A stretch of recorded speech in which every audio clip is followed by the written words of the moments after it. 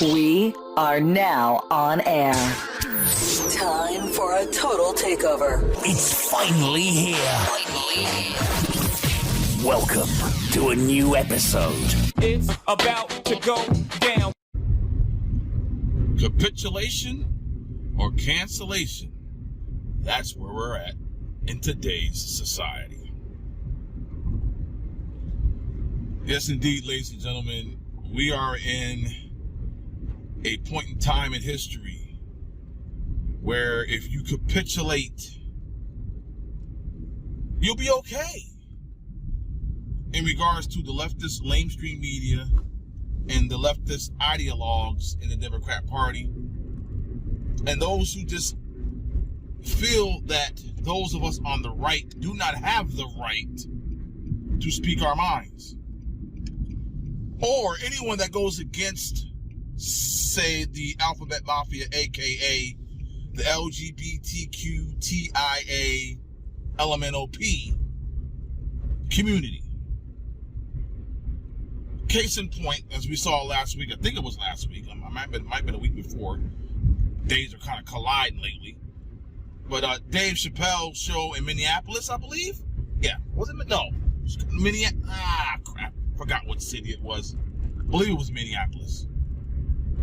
Specific Theater had a petition brought in front of them with, I believe, like I don't know, 150 signatures and threats from Antifa that if they didn't cancel Dave Chappelle's show, that something was going to go down. So they capitulated, but that particular Dave Chappelle show was moved to another theater that, doesn't capitulate. So that's just one recent, raw example of capitulation or cancellation. And my thing is this. Like I say in my song, The Place to Be, right at the beginning, standing on the sidelines, never in my repertoire. So yours truly will never stand on the sidelines. So if you want to come at me and try and cancel me individually, there's nothing to cancel. I'm not Candace Owens. I'm not Steven Crowder. I'm not Charlie Kirk. I'm not Dan Bongino. I'm not a prominent individual out here who was up at the forefront, blue check mark, that kind of stuff. So come at me, bro. But seriously, on a serious note, I would never stay on the sidelines, number one. I had an incident, and I don't mean to call him out, but a particular individual in my family was, inebriated with some alcohol, decided to call me and the wife and say that, why am I a Republican? Why can't I be a Democrat? So when things like that, I understand the situation with him being inebriated, but yeah, he is a young man and he has leftist leanings. He's not a complete leftist ideologue, but he has leftist leanings. And he wants me to change and capitulate because he feels that I'm on the wrong side of things.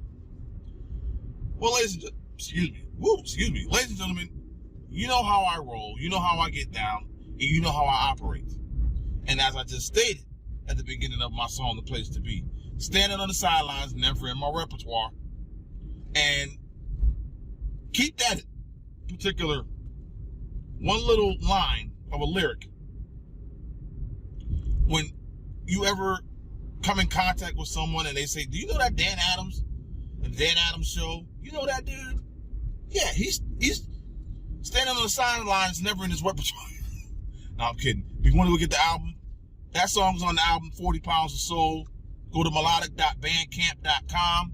Melodic.bandcamp, all one word.com. Search for 40 Pounds of Soul. That song, The Place to Be, is on it. Self-promotion. But don't do it, no one will.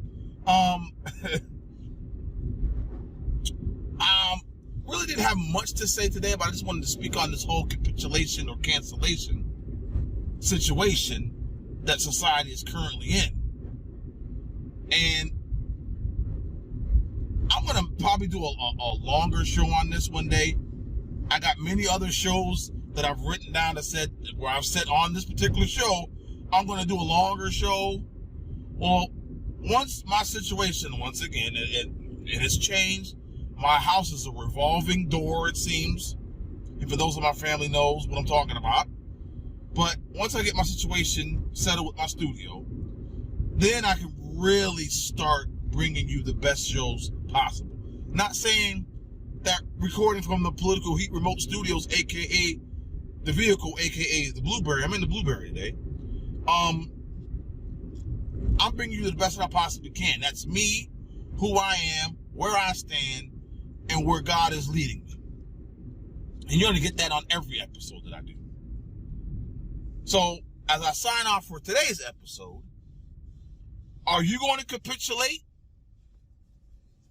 just to not get canceled? You think about that one for today. And may God bless, start that over. May God continue to bless you and yours. Haven't had my coffee yet. May he keep you and your family safe. And until next time, God bless you and yours. It is Monday. Just wipe away those Monday blues and just let everyone know that God is the epicenter of your life, and he has blessed you, graced you with the breath of life today. Until next time, God bless. Peace.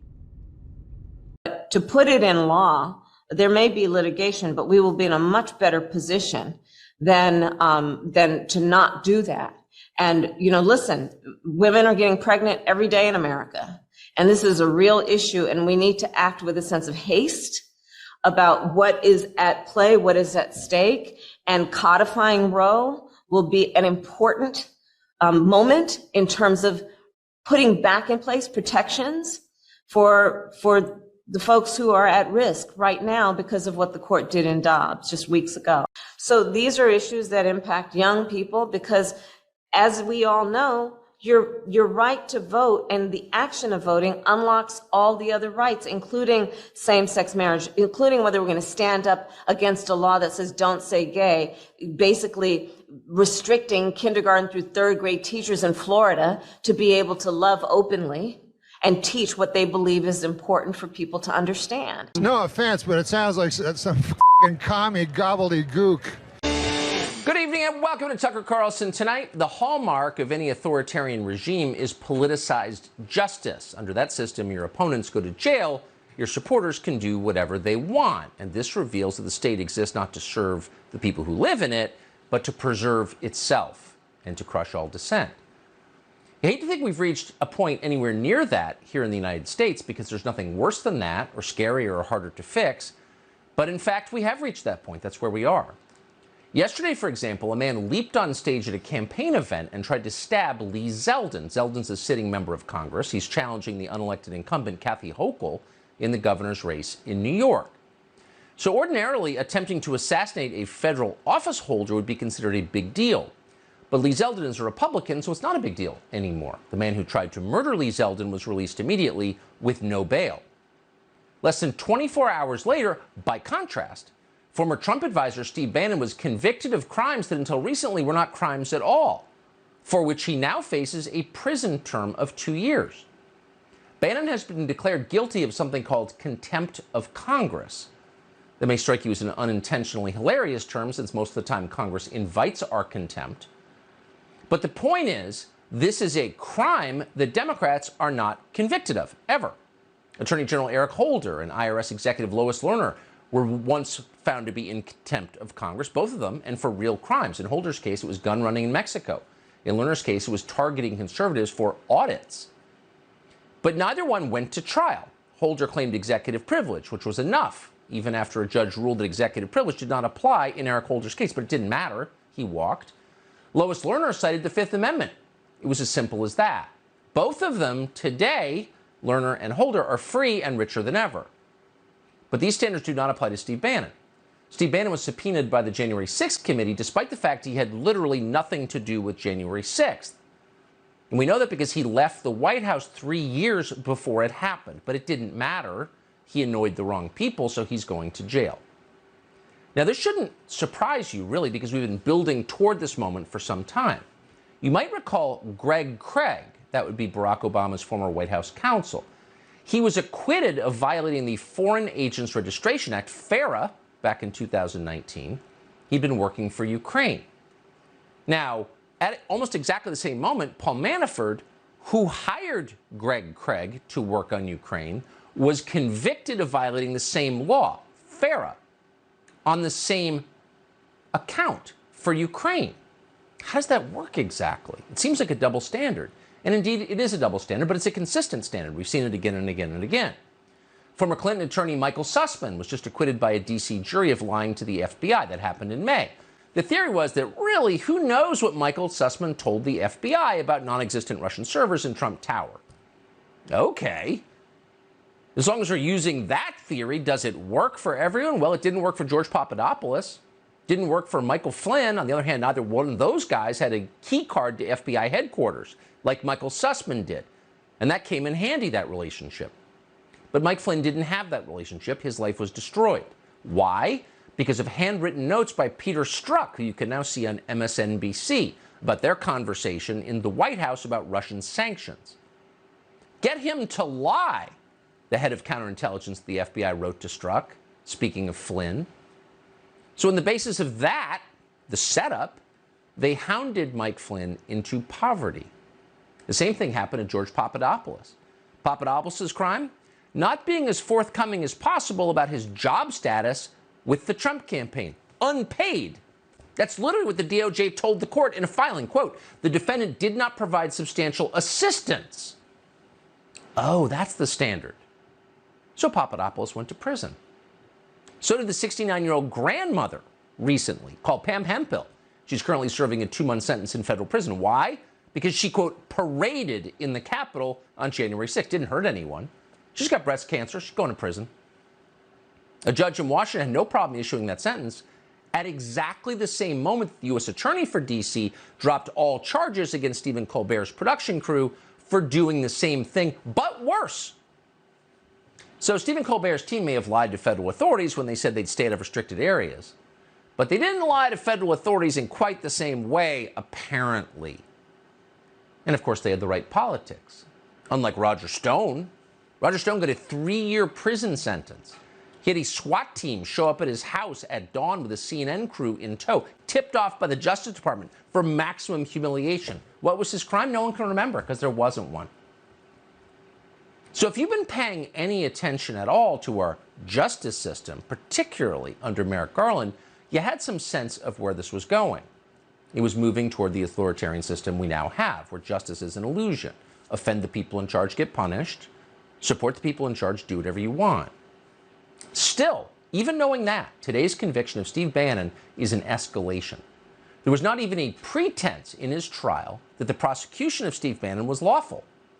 So the Constitution requires equal protection. Heard that phrase? That means that selective prosecution is not allowed. It's unconstitutional. If you don't try one person for a crime, you don't get to charge another person for the same crime, because that's selective. It's political. But under Merrick Garland, that's the new rule. Offend us, go to jail. At his trial, Steve Bannon was not permitted to say that his attorneys had counseled him against bending the knee to the January 6th committee. He couldn't even say that. Nor was he allowed to argue that his subpoena was legally invalid. Why couldn't he argue that? All Steve Bannon was allowed to do was shut up. He had to remain silent and await his conviction, and that's what he did. Outside of federal court today, Steve Bannon pointed out that he subpoenaed members of the January 6th committee to testify at his trial. Why can't you face your accusers? Isn't that guaranteed under our system? Not in this case. Because having the January 6th committee members show up would expose them to the one thing they cannot tolerate, which is cross-examination. So they refused. Watch. I want to thank the jury for the effort they did, the judge, particularly the court administration here, everybody. I only have one disappointment, and that is the gutless members of that show trial committee. The J6 committee didn't have the guts to come down here and testify in open court. Did you expect Liz Cheney and Adam Kinzinger to show up. They don't have to testify. They don't have to do anything they don't want to do. They can just send their enemies to jail. So their behavior is really not that surprising, because the January 6th committee itself does not allow cross-examination during its hearings. You may have noticed this. It doesn't even allow the identification of many witnesses. They do it anonymously. How do you define show trial? That's how you define show trial.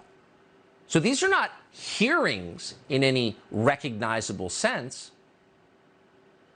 This is a show trial. That is exactly what it is. That's not overstatement. The committee did not allow the cross-examination of former White House aide Cassidy Hutchinson, for example, even after she made claims that were insane. They made no sense. She claimed that Donald Trump tried to carjack his own presidential limo and drive it to the Capitol. So if she'd been cross-examined, which in any hearing is permitted under the Western system of justice, not the woke system of justice that Liz Cheney has brought us, but under the conventional system that all of us grew up with, you would have a cross-examination, and someone might have pointed out that the Secret Service agents in that limo denied her account. But if you were watching on MSNBC or CNN, which have taken this propaganda live and then bragged about it, we're doing the bidding of the state. We're so proud. We're calling it journalism. We've refused to do that because we have dignity, and we're not liars, unlike them. But if you're watching this on those channels, you would have no idea that the Secret Service denied this account.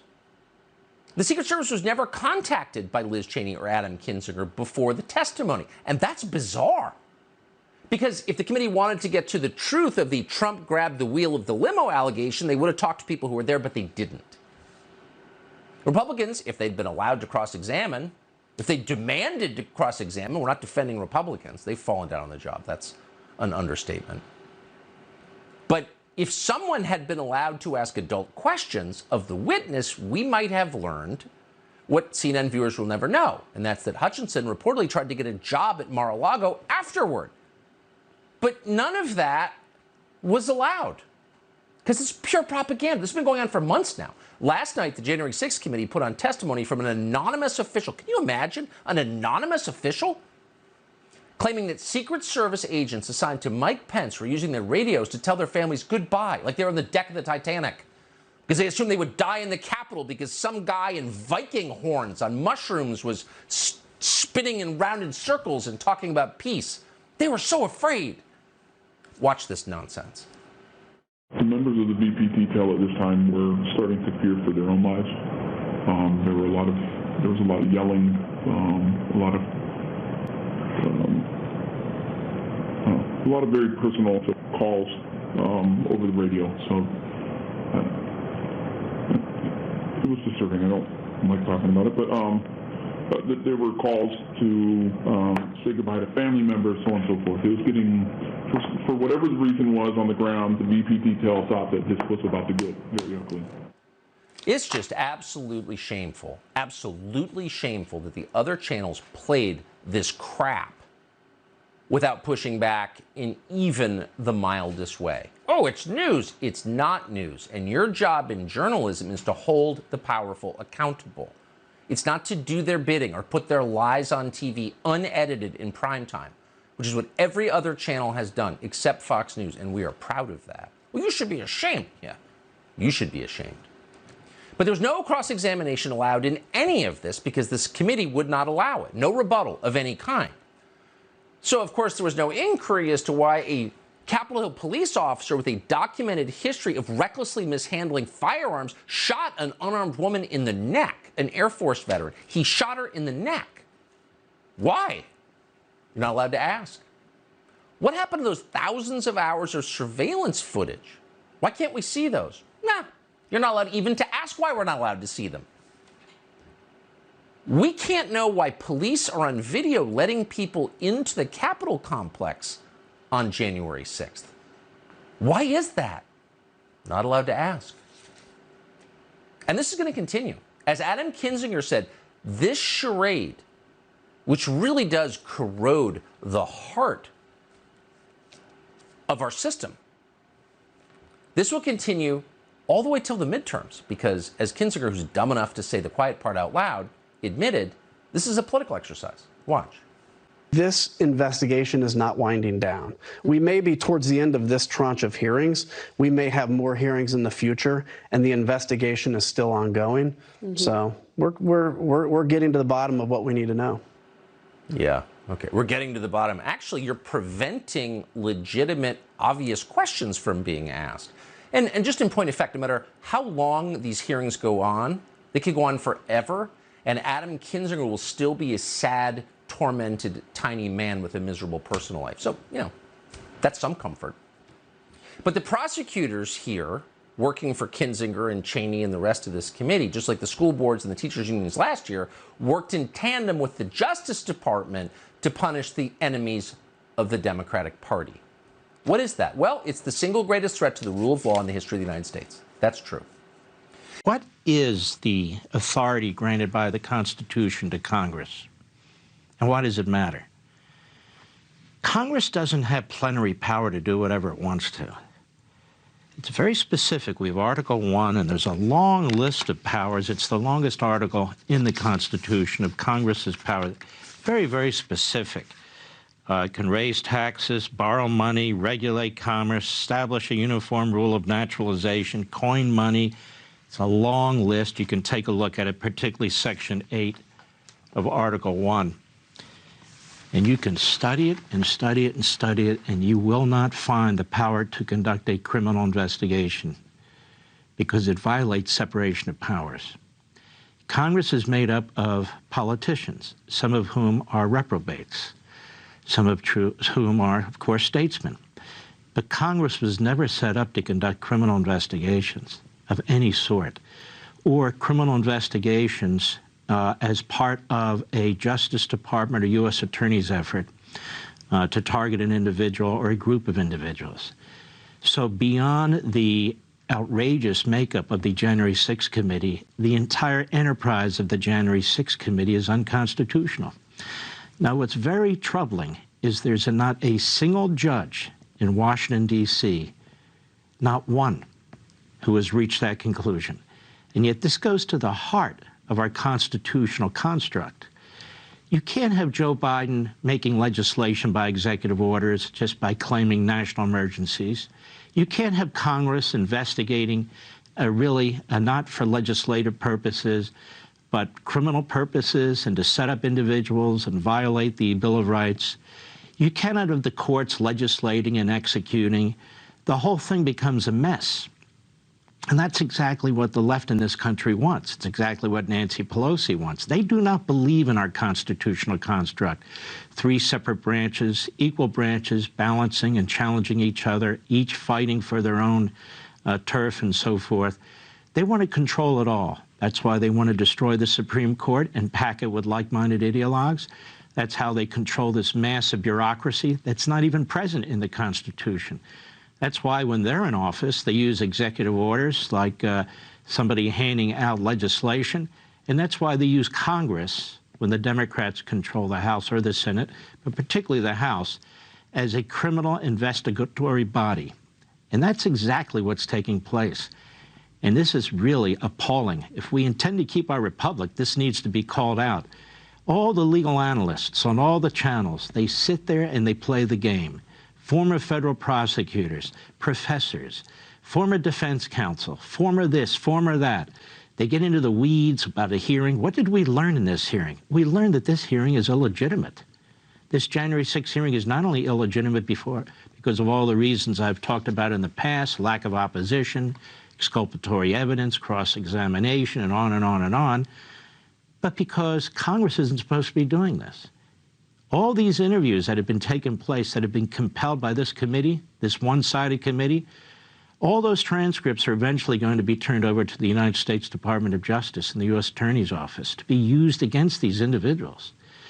Now, those interviews would not be taking place, or it would be quite a different scenario if an ongoing criminal investigation, the U.S. Attorney's Office asked these individuals to provide depositions. Their lawyers would tell them no.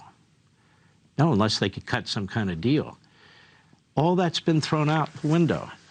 And you could tell by the latest hearing, the 8th hearing, primetime hearing that the media salivate over and slobber over, what a joke this is, how they tried to humiliate Senator Hawley. It's really not about January 6th, how the main witness about January 6th, Nancy Pelosi, has been effectively immunized by the committee, the members of whom she appoints and she had to approve. So you can take a look yourself. Article 1 provides no such authority, none, to the Congress of the United States. So everything that they're doing, which is openly and affirmatively criminal in nature, is a violation of separation of powers. And separation of powers goes back to Montesquieu. You can see in the Federalist Papers, the framers of the Constitution mentioned Montesquieu. So when you get these phony Republicans like Kinzinger and Cheney going on and waving the Constitution around, well, they're not waving around our Constitution. Perhaps it's the 1934 Soviet Constitution, but it ain't ours. Now let's get into these hearings for a minute. Again, what exactly is going on here? Well, this last hearing, 187 minutes before Donald Trump issued a video.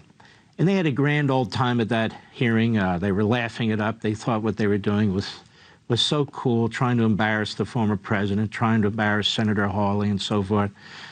Did you find that convincing? Did you find that serious? Did you find that substantive? I can only imagine every one of these reprobates on this committee, if we could have access to their iPhones, their texts, their emails, their documents, their staffs, their family members, I'm sure we'd find sleaze all over the place, because most of them are not exactly Daniel Webster. Most of them are not exactly Thomas Jefferson. Most of them are not exactly Mr. Smith Goes to Washington. So what have we learned so far? 8 hearings, public hearings. In this 8th hearing, we've learned nothing. Nothing. Nothing we didn't already know. Oh, there's some little things here and there. Well, you know what? That's not exactly correct. These hearings have confirmed, ready, that Donald Trump had no direct role whatsoever in the January 6th violence inside the Capitol building. None whatsoever. Now, how do we know that? Because they haven't presented any. They've had videos, they've had texts, they've had graphics, they've had emails, they've had documents, they've had witnesses. Do you remember one sentence where Donald Trump directed or ordered or even encouraged a violent attack? Not innuendo, not opinion, not inference, but any actual fact? No, you haven't found any, because there isn't any. So what really has happened here is, despite 1,000 witnesses, excluding Nancy Pelosi, of course, hundreds of thousands of documents, despite God knows how many months of investigation, they have found nothing. Zero. And it's really quite remarkable. Now, they talk about this 187 minutes till the president issued a video. Well, if he were leading an insurrection, ladies and gentlemen, the video wouldn't have been the video that he released, would it? Basically telling supporters and others to stand down, to cut it out. 187 minutes. That's 3 hours and 9 minutes. Big deal. You have members of this committee who still have not issued statements condemning the plot to assassinate Associate Justice to the Supreme Court Brett Kavanaugh. A lot longer than 187 minutes. You have members of this committee who were cheering on Black Lives Matter as they were rioting, maiming, and even killing. Remember that? It's more than 187 minutes. I think we're on 2 years now. So let's not play games with this stuff. But if Donald Trump were seriously interested in an insurrection, he would have issued a video. And his video wouldn't have said what it said. His video would have been a call to arms, right? He's leading an insurrection. He would have called everybody who could hear his voice to come to the Capitol armed.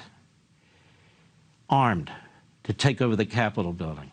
He would have called out the United States military, whether they would respond or not, to come to the Capitol building, encircle it, arrest the vice president, and arrest other officials, members of Congress.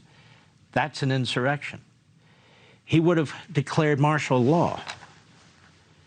That's an insurrection. He didn't do any of those things. As a matter of fact, he didn't do any of the things people told him he might want to do in order to, quote unquote, hold on to the presidency.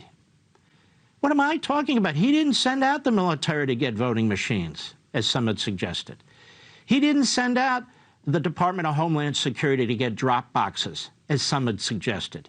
He didn't fire the acting attorney general or the acting deputy attorney general, as some suggested. He didn't appoint a special counsel, as some had suggested. He didn't do any of it. He didn't do any of it. But he would have done all of it if he were actually leading an insurrection. We wouldn't have to be holding 8 hearings. It would be obvious to all of the American people, so we get disgruntled former administration employees. Boy, that's never happened before.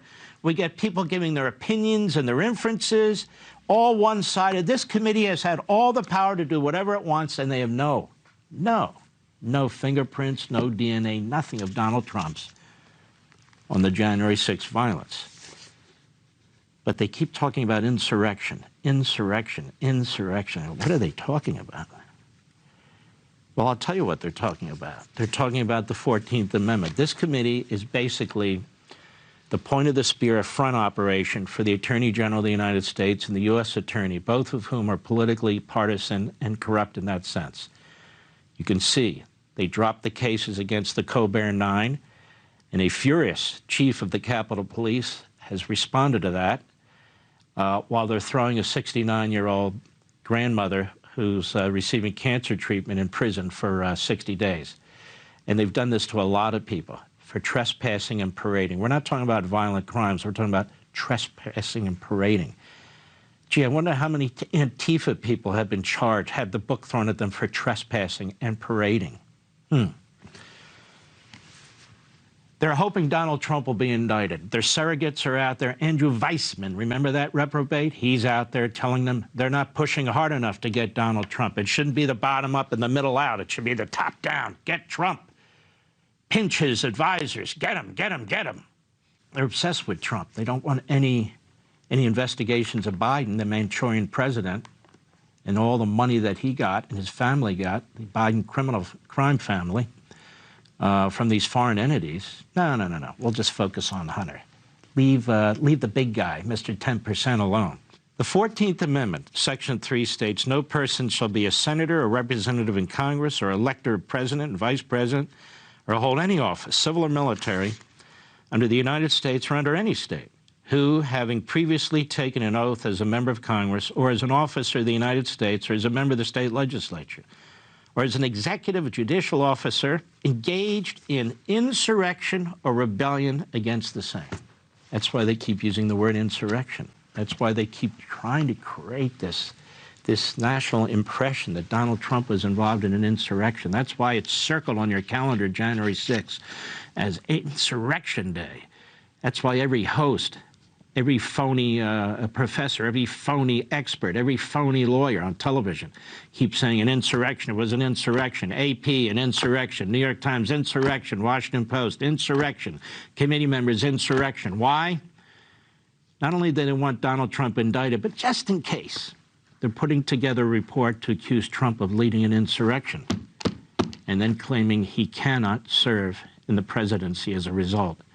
Under the 14th Amendment. This has never been tried against a president or a person running for president before.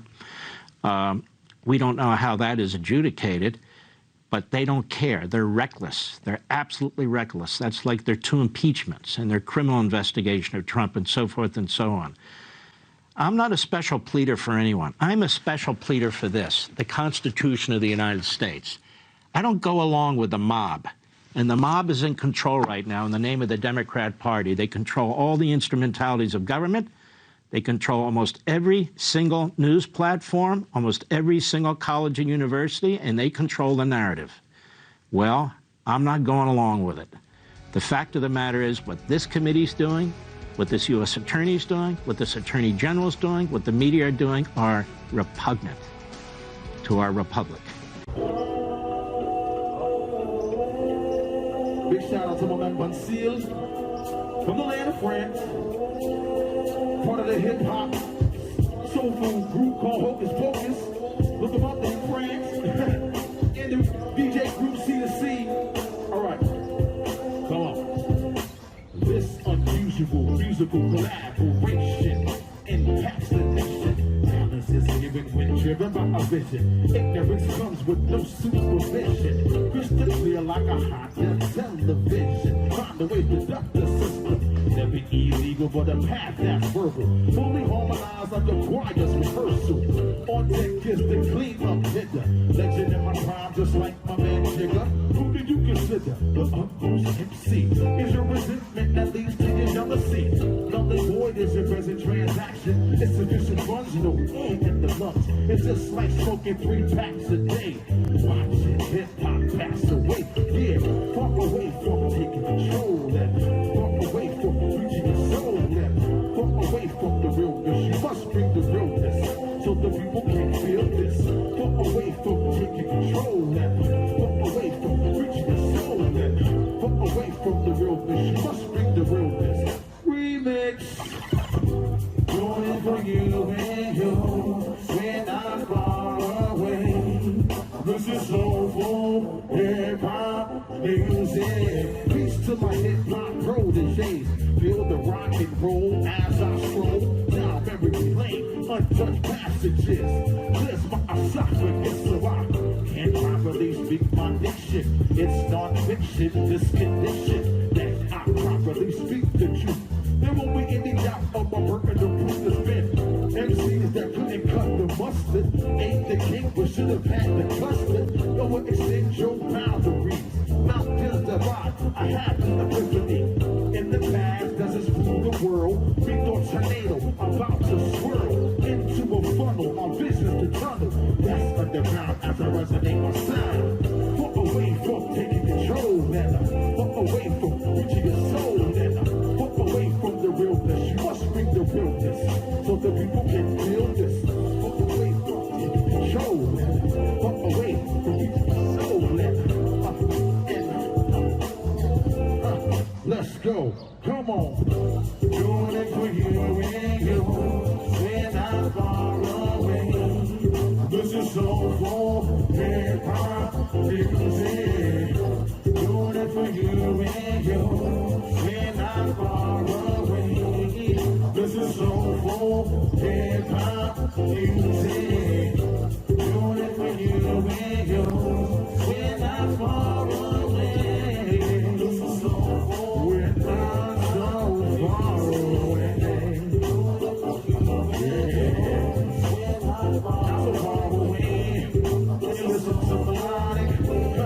This is soulful hip-hop. Doing it for you and you when I'm so far away. This is soulful hip-hop music. Doing it for you when I'm so far away. This is soulful hip-hop music. Yeah, thank you.